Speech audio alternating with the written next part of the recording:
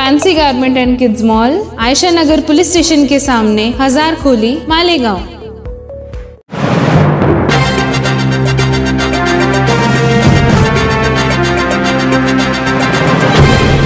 देखते रहिए the prime news Abdul Rahman के साथ। मालेगांव के खूनी हाईवे ने आज फिर एक बुजुर्ग की जान ले ली। एक 80 साल के बुजुर्ग जो सुबह घर से निकले थे हवा खाने के लिए, जब वो शालीमार के पास, होटल शालीमार के पास पहुंचते हैं, तब कोई नामालूम गाड़ी वाला उनको टक्कर मारकर चला जाता है। चोट इतनी शदीद होती है कि बुज़ुर्ग जो है जा बहक हो जाते हैं। उसके बाद बुज़ुर्ग की शनाख्त नहीं हो पाती। आहिरे नामी एक पुलिस कांस्टेबल जो कि मनमाड़ चौफुली पे जिनकी ड्यूटी थी, उनको तब मालूम पड़ता है, वो वहाँ उस जगह पर जाते हैं और उसके बाद जो है वो तलाशते हैं कि ये जो बुज़ुर्ग जिनका इंतकाल हुआ, एक्सीडेंट हुआ है, ये कहाँ के रहने वाले हैं, क्योंकि बुज़ुर्ग के पास से कोई भी शनाख्ती कार्ड या कोई ऐसी चीज़ नहीं थी जिससे शनाख्त हो पाए।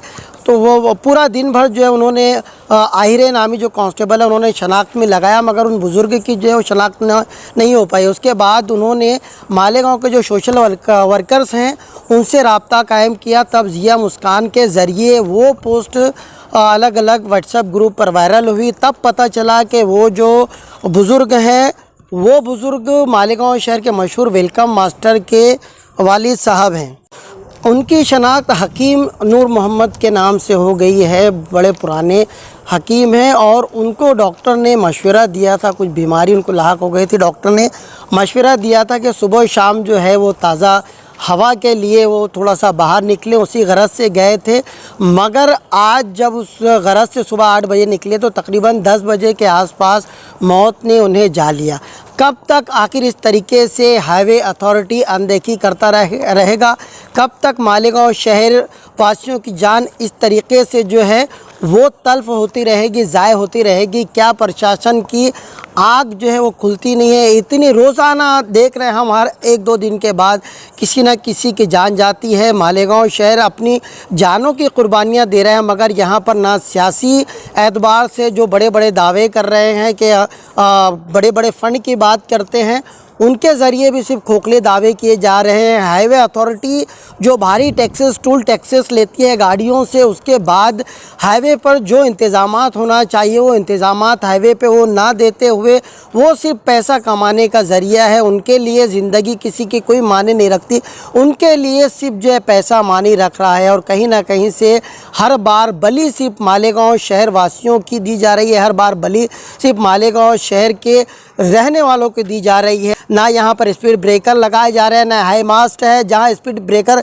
लगाए भी गए वहाँ पर ज़ेब्रा क्रॉसिंग नहीं की गई है, जहाँ पता चले कि यहाँ गाड़ी को स्लो होना है। हर तरीके की गैर जिम्मेदाराना हरकत। ऐसा लगता है जैसे भेड़ बकरियों का ये शहर है और यहाँ इनकी जान की किसी को कोई परवाह नहीं है, जान की किसी को कीमत नहीं है। बस रोज़ाना किसी न किसी घर का एक चिराग बुझता है। हाईवे अथॉरिटी को कोई फ़र्क नहीं पड़ता। लीडरान बड़े बड़े दावे करते हैं, बड़ी बड़ी बातें करते हैं, मगर अमली तौर पर ज़ीरो है, सिर्फ ज़ीरो है। अमली तौर पर इनसे कुछ होता नहीं है, सिर्फ बड़े बड़े दावे, बड़े बड़े पोस्टरबाजियाँ। एक बड़े से पोस्टर के पीछे हज़ारों छोटे छोटे इनके परस्तार जो इनके ना किए हुए काम पे भी वाहवाही करते हैं। कब तक ये वाहवाही इसी तरीके से बटोरते रहेंगे? ज़मीनी हकीकत कब ये जानेंगे? कब लोगों का दर्द पहचानेंगे? कब लोगों की जान की कीमत जानेंगे? ये बड़ा सवाल है। आइए हम बात करते हैं उस शख्स से जिसने अपना बाप खोया है। आइए हम बात करते हैं उस पुलिस वाले से जिसने दिन भर अपना लगा दिया तलाश विचार करने के बाद किसी तरीके से वो जो है मालेगांव सोशल वर्कर ग्रुप के पास जाता है और वहाँ से शनाख्त होती है। आइए मालेगांव के एक और ज़िम्मेदार शख्स से बात करते हैं, क्या कहना है उनका इस हादसे को लेकर। सबसे पहले मैं आप लोगों का शुक्रिया अदा करूँगा और फ़ौरन बाद उनका जिन्होंने पोस्ट चलाई, ज़िया मुस्कान और उनके तमाम लोग और जिन लोगों ने पोस्ट चलाई, हम लोगों को आसान हुई। मेरे वालिद साहब की उम्र ज़्यादा होने की वजह से डॉक्टरों ने उनको राह दी थी कि आप जो है सुबह के वक्त और शाम के वक्त तो ठंडी हवा खाने का और पैदल चलने का, तो वो साइकिल चलाया करते थे। तो वो ऐसी रोज़ के मामूल के मुताबिक आज सुबह हाईवे के किनारे किनारे वो चल रहे थे। तो हम लोगों को तो मालूम था कि सुबह से जाते तो दोपहर तक आ जाते, लेकिन आज वो नहीं आए। तो मुझे ऐसा लगा कि मेरी बहन लोग के वहाँ गए होंगे शायद, या फिर उनकी लड़की लोग के वहाँ गए होंगे, मतलब मेरी बुआ के वहाँ गए होंगे। तो मैं रिश्तेदारों में फ़ोन लगा कर पूछा तो नहीं मिला। तो फिर मैं मेरे बेटे आदिल को बोला कि बेटा देख तो ज़रा बुआ के वहाँ पे जिन लोगों का फ़ोन नहीं लग रहा है जरा जा करके देखो। और जोहर की नमाज के बाद से मैं जमाल बॉस हम लोग लेकर के हाईवे 40 गाँव फाटे से लेकर के अपने स्टार होटल के आगे तक इधर से जाते वक्त भी देखे, उधर से भी देखे, चौपुली से सब तरफ ढूंढ लिए। हम लोगों को उनकी शनाख्त तो नहीं मिल सकी। लेकिन मेरा बेटा आदिल वेलकम फ़ोन करता है मुझको, बोले पापा आदिल बोले दादा की व्हाट्सएप पे फ़ोटो आई है। तो मैं देखा तो जिया मुस्कान, तो मैं देखा तो जाहिर सी बात है मेरे वालिद को मैं कैसी भी हालत में देखकर पहचान जाऊँगा, मैं उनका बेटा हूँ।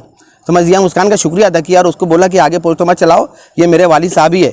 फिर हम लोग ताबड़तोड़ अल्हम्दुलिल्लाह मेरे खालिद चैनल वाले हैं, खालिद सरहदी है, मकबूल भाई है, अब्दुल्ला भाई है और सोहेल अंजुम है, अकील अंजुम है, अजीज़ रहमान रिक्शे वाले, सब दीगर लोग ताबड़तोड़ मेरी मोहब्बत में ताबड़तोड़ आए और मैं इनका बहुत शुक्रिया अदा अरे साहब मैं इनका बहुत शुक्रिया अदा करूँगा। इन लोगों ने जितनी मदद होनी चाहिए तो उससे बहुत ज़्यादा की है। मेरे वालिद साहब जो खूनी हकीम के छोटे भाई है उनका नाम है हाँ उस्मान हकीम, जो अल मारूफ खूनी हकीम उनके छोटे भाई है नूर मोहम्मद हाफिज़ मोहम्मद इस्माइल, हाँ मेरे वालिद साहब है। मैं मनमाड ड्यूटी पे आया 8 बजे और मुझे ऐसा मालूम पड़ा कि ऐसा आदमी पे शालीमार पे गिर गया। बाइक वाले ने उसको कट लगा दिया कि ऐसा गिर गया। वो हम उधर पहुँचे तो वो आदमी हमको मिला ही दिया नहीं। सिविल में जैसा मालूम पड़ा फिर इनके रिश्तेदार को ढूंढा मैं, कहाँ मिलेंगे। मालदा गया, सोनगांव फाटा गया, इधर उधर जितने भी भंगार वाले वो लोगों को देखा। फिर उनका कोई रिश्ते फ़ोटो डाल दिया सब ग्रुप पे, हम तो कोई ना कोई आ जाएगा। तो ये जो मामला हुआ ये कब हुआ एक्सीडेंट, कुछ एक अंदाजा? ये एक्सीडेंट कम से कम 10 बजे के 9-10 बजे हुए, सुबह 9-10 बजे के आसपास। हो उसके बाद उनकी जो शनाख्त है जैसे हो उनको मैं फिर ढूंढने निकला, उनके रिश्तेदार कौन कौन है, किधर रहता, वो जितने भंगार का आदमी है इसको कैसा मालूम नहीं, पढ़ा लिखा नहीं है। अच्छा, उनके पास कोई आइडेंटिटी कार्ड या कुछ भी नहीं, कुछ भी मिला, एक चाकू मिला, कुछ ऐसा डब्बे मिले। अच्छा ऐसा अच्छा तबकीर की डब्बी। मैं इस पर ये बात कहूँगा कि जब से हाईवे चालू हुआ है हमारे ना जाने कितने मासूम बच्चे, मर्द हो ख़वातीन, यहाँ तक कि दूध पीता बच्चा कई गाड़ियों में रौंदे गए। मगर हमारे यहाँ के जो सियासी लीडरान हैं, कभी लब्बैक होटल के पास, कभी शालीमार के पास, आज हमारे एकदम जिगरी दोस्त है वेलकम मास्टर, उनके वालिद साहब का एक्सीडेंट हुआ सुबह 10 बजे के टाइम में। उनको डॉक्टर ने कहा था कि कुछ तकलीफ़ थी तो सुबह शाम टहलने के लिए, गाड़ी वाले ने मार के भाग गया, उसको हाईवे पर कोई देखने वाला नहीं। जैसे वैसे पुलिस को खबर लगी, उन्होंने लाकर सिविल हॉस्पिटल में डाल दिए। उनकी शनाख्त तो नहीं हो पा रही थी, तो सोशल वर्कर जो सोशल मीडिया पर जिया मुस्कान वगैरह है उन्होंने पोस्ट चलाई तो वेलकम मास्टर के वालिद साहब की शनाख्त हुई। वो हम लोग बॉडी लेने के लिए आए हैं।